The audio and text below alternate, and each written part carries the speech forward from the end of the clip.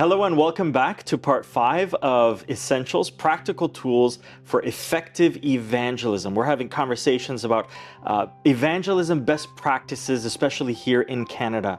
And I'm joined once again by Pastor Bill.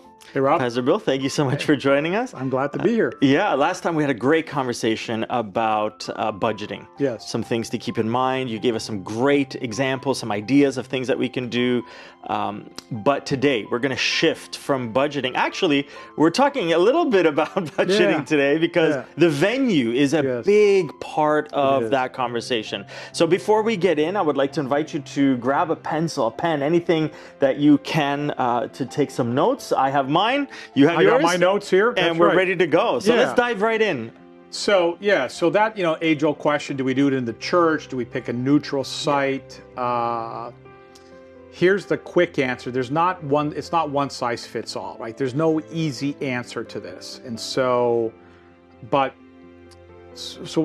really what I want to share is sort of 3 concepts, 3 ideas to help the church determine, the school determine, whoever's doing, whether they should use their church site or a neutral site. And so I would start with know your community, and because your context is going to help determine your strategy. So just piggybacking on what we talked about last time with the limited budget. So if you're already starting with a limited budget, I would probably suggest not using a disproportionate amount of that budget in renting a facility. You can make it work in your church, right? You might need to, instead of using that money on renting a facility, use some of that money to maybe do a little bit of upkeep on your church, replace some carpet or, slap some paint on the walls, make it a little bit more, inviting, a little bit, do a cleanup in your bathrooms or whatever. So, the popular belief, I guess, is that, there's a stigma attached to the churches. What I found is that, if we've been following some of the things we've talked about on the previous programs with those personal contacts, the personal invitations, then it's not going to make any difference, right? Yeah. Folks are coming because as a result of my invitation and their relationship with me, they'll come to the church. Right. You know what I mean? Like they're not going to get there and go, oh no, it's in the church, I'm not going to walk in there. No, that's what happens, I think, in many circumstances is that we do not spend enough time in developing those relationships. We're counting upon sort of this blanket indirect marketing campaign where we just sort of blitz a community with flyers, and the tendency is to say, well, then a neutral venue will draw more unchurched or first time people, which is, probably the case. But again, if our focus is, if the bulk of our audience, if we're going to direct strategically to those warm leads, then we can do it in the church. That's not an issue. I've done some series where we have started in a neutral venue and then transitioned at some point to the church. That can work also. I mean, that's probably a nice, compromise. You ought to get a little bit of, the best of both worlds. But so I would definitely go into a neutral area if our church was not welcoming, right? If, our church is under construction or our parking lot is all banged up and, it's not easily, accessible. But for the most part, when someone asks me, I would say, listen, I'm perfectly comfortable doing it in the, in the church. I don't have any issue. I think there's certain advantages to doing it in the church, is that folks get used to coming there. It makes it easier because, so here, sort of pick up on the second point. Part of what you have to just think about is not only that reaping series, that goes on for whatever, 10 nights, 12 nights, whatever number of nights. What are the follow-up activities that are going to happen? So if after that we're going to do, a walk through the Gospels or whatever, is it going to be at that neutral venue or is it going to be at the church? right? So if we've already either transitioned to the church or started at the church, it makes it easier for folks to for folks to continue. And so what else do I have here? The other thing, the advantage in the church is, remember, I've said that part of what's happening with these interests is not only being exposed to some Bible truths, but they're trying to assess their fit, right? How they fit with this congregation. So being in the church, you sort of get an idea of the layout of the church. You get an idea a little bit of the worship style of the church, and so that can be a positive too if it's a welcoming, it's a welcoming church. The other thing is the transition now to Sabbath worship service is a little bit easier if you're in the church. Oh yeah. Yeah. And so if you've been meeting exclusively at the venue, and now you have to introduce not only the Sabbath worship, but also a new location now, right? That might be a problem. But again, if your church isn't guest friendly, if it's hard to find, if the parking lot is all beaten up, if your church needs some TLC, invest your resources there. I think you're going to get more. If you can't do it, because we just don't have enough time, okay, then go to a neutral, and then think about how we're going to make the transition to the church.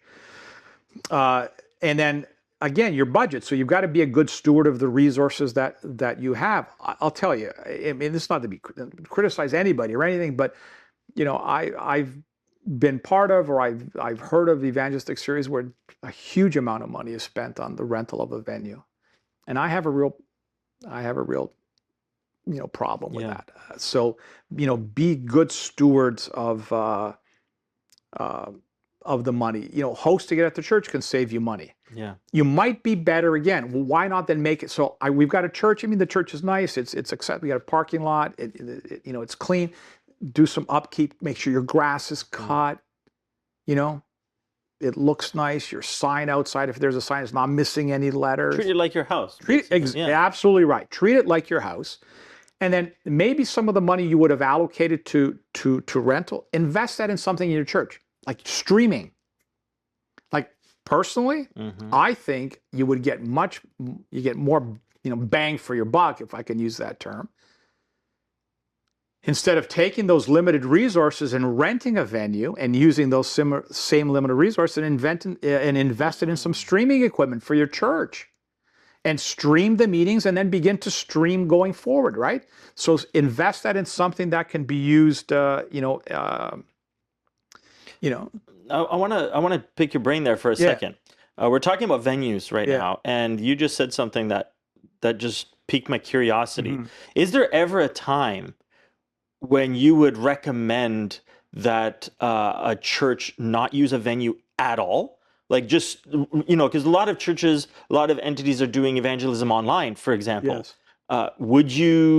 Is there merit to that? Should a church consider that? Or is there value in having people in the place? What is your experience? Here, I mean, again, this is just my own experience, right? I think the proclamation of the message, getting the message out, I think can be done very effectively online, also digitally.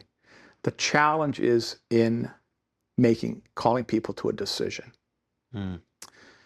So how do I know online who's responding to an appeal? So in the venue,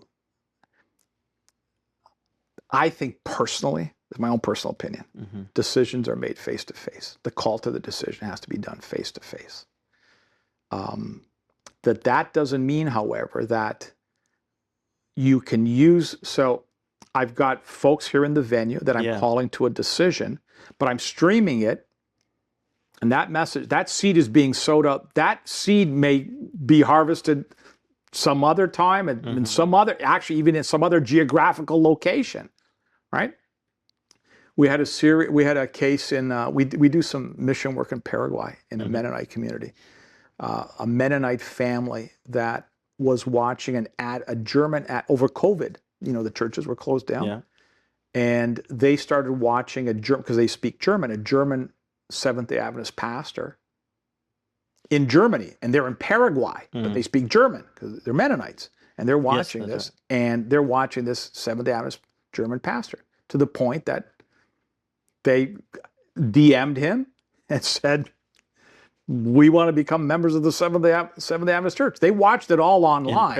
In Paraguay. Yeah. He's in Germany. Wow, incredible. So he came from Germany to Paraguay to baptize. Yeah. So those do happen. That happens. But I still think calling people to decision has to be done. So I think the two have to work, hand in hand. Okay. But if you're having the meetings, I think it would be foolishness not to stream them. Now, streaming is one thing, right? Yeah. Like streaming them during the event. Yeah. But what do you think about after you stream it, keeping it on your I have stuff. I have stuff that's out there from series that I've done all over the place.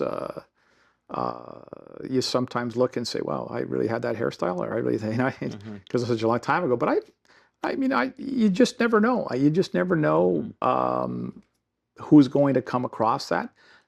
I don't really have any issues with that. I think it could be a positive, positive thing.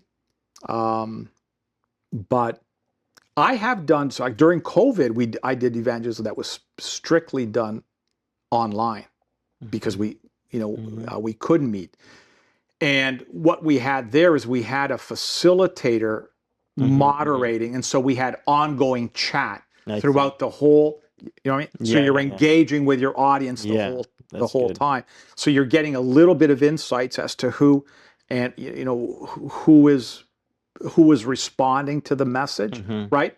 And then that moderator could find out where they were and direct them, if they weren't in our geographical area, direct them to somebody that could possibly work with them ongoing. But that's kind of new to because when I started evangelism, when I started doing evangelism, boy, oh boy, we weren't streaming anything. And we then, at some point when I was at It Is Written, we bought this whole apparatus from Livestream that allowed us, and we just thought, wow, that, that was just, opened up the whole world to us. And so I believe in the power of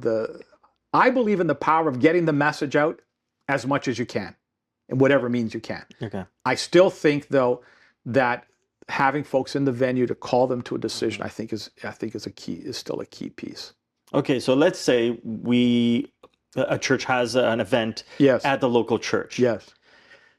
Budget reasons, whatever the reasons is. And then the discussion becomes, and I've had this discussion many times, I'm sure you have too, where the discussion is, should we hold the series in the sanctuary where there's pews, or should we have it in the fellowship hall and we can have round tables? Have you had conversations like that? I have. What has been your experience, one way or the other? So again, I think it comes down to the context. I think it comes down also to, what is the demographic that you think you're going to bring in the door, right? Okay. So if they are predominantly, and I don't remember the nomenclature, I know they've, the E's, the D's, right? Yes. If it's church folks, maybe from another denomination, then the church setting might be quite adequate, and they go to church anyway, they're probably comfortable with that. For me personally, I would prefer a fellowship hall because I like to make it a little bit less formal. I like to feel more towards a seminar type of a feel for me personally than a church service. I think what happens sometimes is we get into this position that we don't want to make it look too much like church, but we don't want to make it look too much like a seminar, and we've fallen and we're neither church nor a seminar. Like we're somewhere in in between.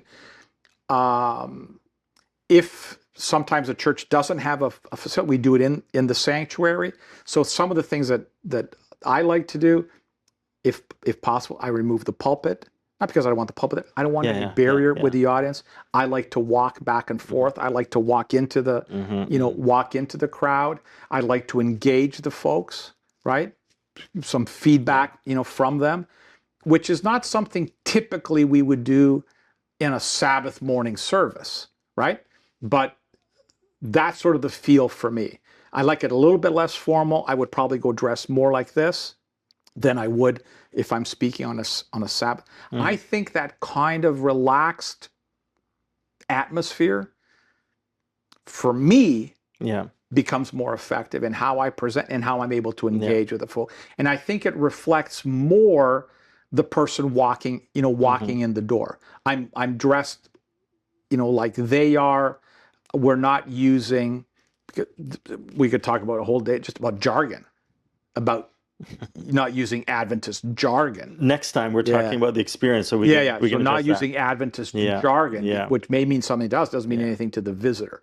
And so, like, I don't think I really answered this question. I mean, do net neutral? It depends, I guess. I feel like a lawyer now because I always say, well, it depends, right? You don't have to be in a neutral area for it to be effective. Invest in the personal relationships. And utilizing the resources maybe for something in your church that you can use to get the word out, like a camera and some streaming equipment. I think you would be better served there. But make sure your church is user friendly. It's clean. It's inviting when folks come in, and I think that that would work perfectly. Now, if you're targeting completely unchurched folks, then go to a neutral venue. Like we're targeting folks that have never walked into a church. The likelihood of them walking it, that's great. But now you're going to have to give some thought to what happens when those meetings are finished at the venue. That's right. Yeah. And how will you then have to have a strategy. How do we transition them to the church? Right. And so those are the kinds of things I think you need to give some thought to. I'm not sure I answered it. No, I think you answered it. Your answer is it depends. And that's an answer. But and I like what you said right when we started. It depends on your context. It really depends on who you're trying to reach. That's right. And I think that becomes a part of the conversation. So that's great. It's not just, you have to do it one way all the time or another way all the time. It's more, who are you trying to reach? Who's your context? And I appreciate that. I think that's great. So thank you for sharing that. Well, that's great. It was my pleasure. Yeah. Well, thank you again for joining us for these conversations around evangelism best practices in Canada. Today, we talked a little bit about the venue, but next time we're going to be talking about the experience, looking from an outsider's perspective, everything from the moment they walk up to your church, or maybe they Google you online, all the way to baptism by the grace of God, the experience as someone walks through. We're going to be talking to Bill about that next time. Thank you for joining us. We hope you enjoyed it. We'll see you next time.